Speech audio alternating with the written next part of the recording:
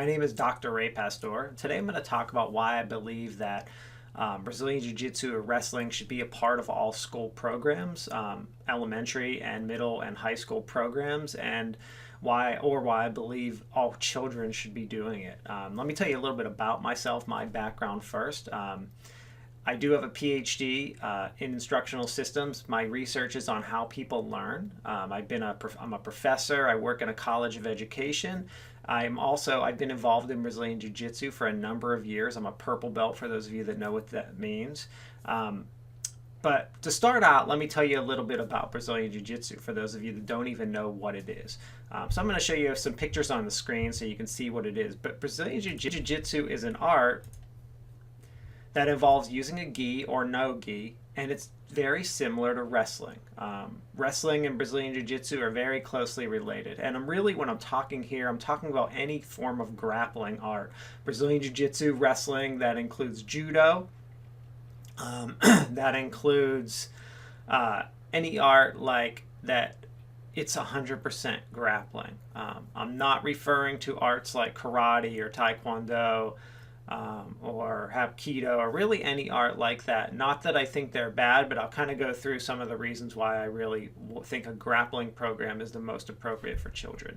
So you can see some pictures. What is Brazilian Jiu-Jitsu? People have a gi on in this picture and they're wrestling each other. Here's another one where they're on the ground wrestling.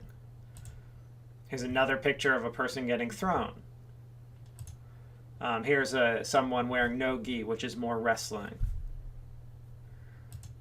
So what do I like about Brazilian Jiu-Jitsu? Why do I say Brazilian Jiu-Jitsu and not other arts? So Brazilian Jiu-Jitsu, first of all, it teaches you how to get out of vulnerable positions. If you look at the picture on the screen here, you can see this guy on the ground is pretty much in the worst position possible that someone can get into in a real life or death or self-defense situation. Brazilian Jiu-Jitsu teaches you how to get out of those positions. It also teaches you how to avoid getting in those positions, which is more appropriate. But the main things about Brazilian Jiu-Jitsu or any form of grappling that I really like is that it really teaches you to defend yourself.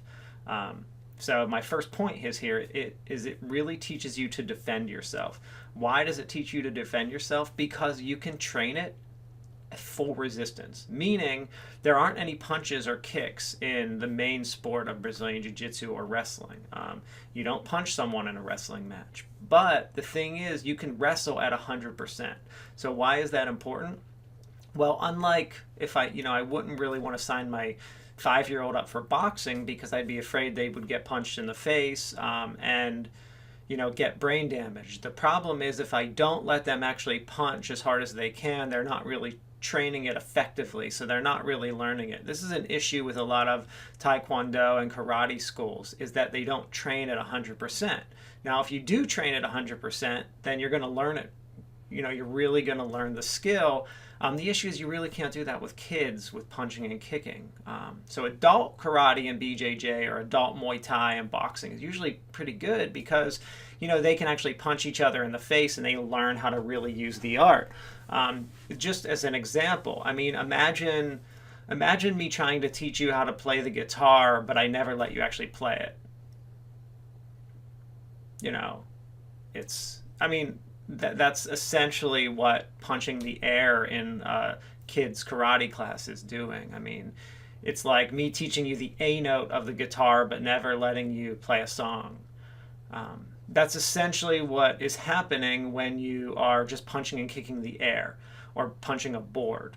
You're never punching a person. You don't know what it's like to be punched back. So you're not really learning to defend yourself, which is what is great about grappling and wrestling, is that you are actually physically learning a move and being able to practice it a million times. Sometimes you're not even sure if what you're being taught in a striking class, if you're not really utilizing it, you're not even sure that it's effective because maybe you can't really use it in a real self-defense situation because you've never really done it before. The first time you throw that real punch can't be when it needs to really count. So the thing about Brazilian Jiu-Jitsu or grappling is I can teach someone how to do a takedown and they can practice against a person resisting them 100% that takedown thousands of times so they really know how to do it. Okay, so that's that's why I've chosen Brazilian Jiu Jitsu, wrestling, grappling, any kind of sambo or judo is another really good sport as well. Because you can practice them at 100%. So you're really learning to defend yourself. So that's my biggest first reason, is that you learn how to defend yourself, which I think is important for every human. All right, next, they learn that they are strong. The weakest kid in Brazil. So the Brazilian Jiu-Jitsu was designed by a man who weighed like 130 pounds. He was a really small guy, one of the Gracies in Brazil.